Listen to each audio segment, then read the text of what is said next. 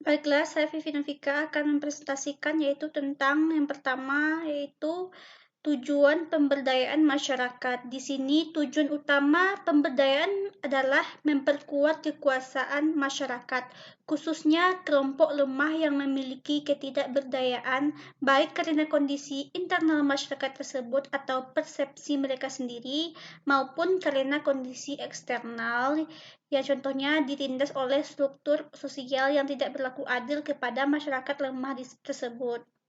Maka di sini pemberdayaan masyarakat mengambil tindakan andil untuk menseimbangkan tindasan oleh struktur sosial yang tidak berlaku adil tersebut. Mungkin sekianlah.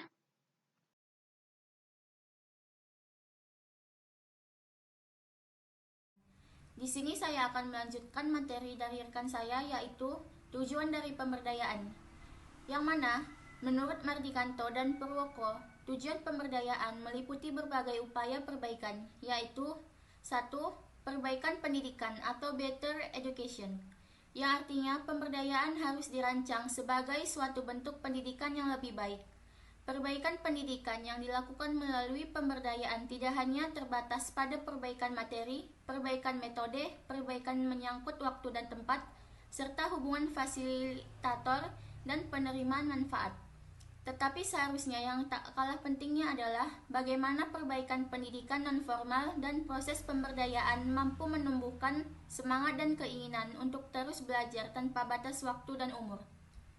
Yang kedua yaitu perbaikan aksesibilitas atau better accessibility, yang artinya seiring tumbuh dan berkembangnya semangat belajar sepanjang hayat, diharapkan dapat memperbaiki aksesibilitas, utamanya aksesibilitas terhadap sumber informasi atau inovasi, sumber pembiayaan atau keuangan, penyedia produk, peralatan dan lembaga pemasaran. Yang ketiga yaitu perbaikan tindakan atau better action, yang artinya melalui bekal perbaikan pendidikan dan aksesibilitas dengan beragam sumber daya SDM, SDA, dan sumber daya lainnya atau buatan yang lebih baik, diharapkan akan melahirkan tindak-tindakan yang semakin membaik. Yang keempat yaitu perbaikan kelembagaan better institution, yang artinya dengan perbaikan kegiatan atau tindakan yang dilakukan diharapkan dapat memperbaiki kelembagaan masyarakat, terutama pengembangan jejaring kemitrausahaan, sehingga dapat menciptakan posisi usaha sehingga dapat mendapatkan posisi tawar atau bargaining position yang kuat pada masyarakat. Yang kelima yaitu perbaikan usaha atau better business, yang artinya perbaikan pendidikan atau semangat belajar, perbaikan aksesibilitas kegiatan dan perbaikan kelembagaan diharapkan akan dapat memperbaiki usaha atau bisnis yang dijalankan. Dan yang terakhir yaitu perbaikan pendapatan atau better income. Artinya, perbaikan bisnis yang dijalankan diharapkan akan dapat memperbaiki pendapatan yang diperolehnya, termasuk pendapatan keluarga dan masyarakatnya. Baiklah, sekian materi dari saya. Terima kasih.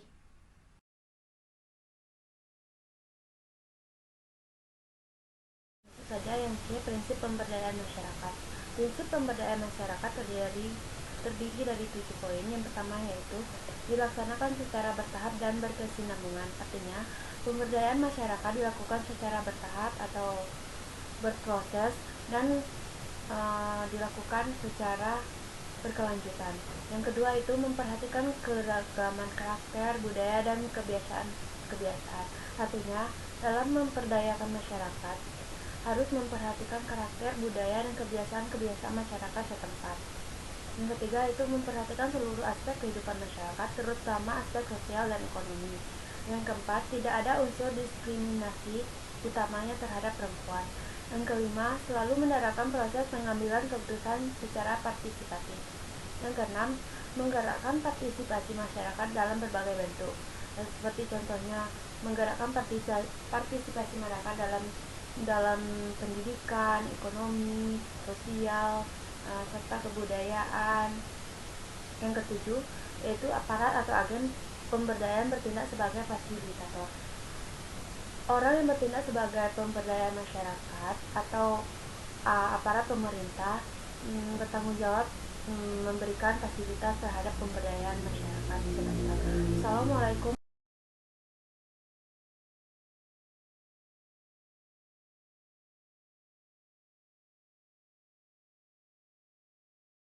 Baik, di sini saya akan melanjutkan materi perbedaan pembangunan ekonomi dan pemberdayaan masyarakat.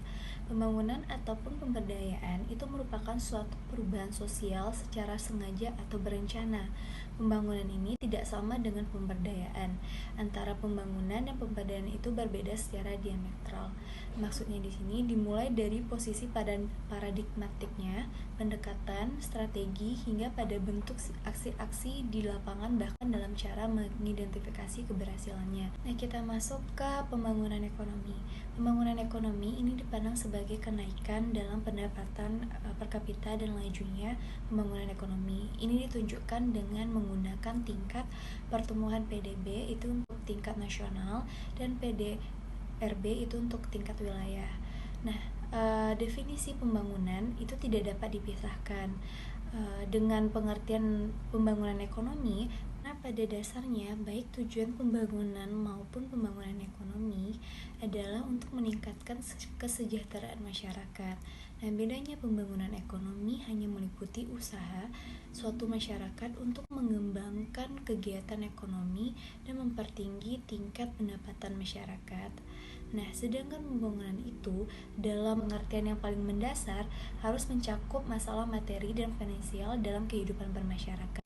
Pembangunan ekonomi ini juga merupakan bagian dari pembangunan nasional yang bertujuannya untuk pembangunan nasional terdapat dalam pembukaan Undang-Undang Dasar 1945 alinea keempat. Nah, kita masuk ke pemberdayaan masyarakat.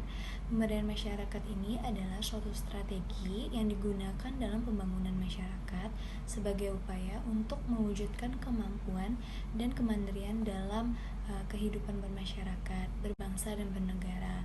Nah, inti pengertian pemberdayaan masyarakat ini merupakan strategi untuk mewujudkan kemampuan dan kemandirian masyarakat dalam Peraturan Menteri Dalam Negeri Nomor 66 Tahun 2007 tentang Perencanaan Pembangunan Desa. Nah, pemberdayaan masyarakat itu juga merupakan upaya untuk meningkatkan harkat dan martabat golongan masyarakat yang sedang berkondisi miskin atau tidak mampu, sehingga mereka dapat melepaskan diri dari perangkap kemiskinan dan keterbelakangannya. Nah, pemberdayaan ini berupaya untuk membangun kemampuan masyarakat dengan mendorong dan memotivasi untuk mengembangkan potensi itu menjadi nyata. Nah, pemberdayaan masyarakat ini itu ada sebuah konsep pembangunan ekonomi yang merangkum nilai-nilai sosial. Konsep ini mencerminkan paradigma baru pembangunan yang bersifat people centered dan participatory, empowering and sustainable. Nah, konsep pemberdayaan lebih luas dari sekedar upaya untuk memenuhi kebutuhan dasar atau sekedar mekanisme untuk mencegah proses pemiskinan lebih lanjut. Itu menurut Zubaidi 2013.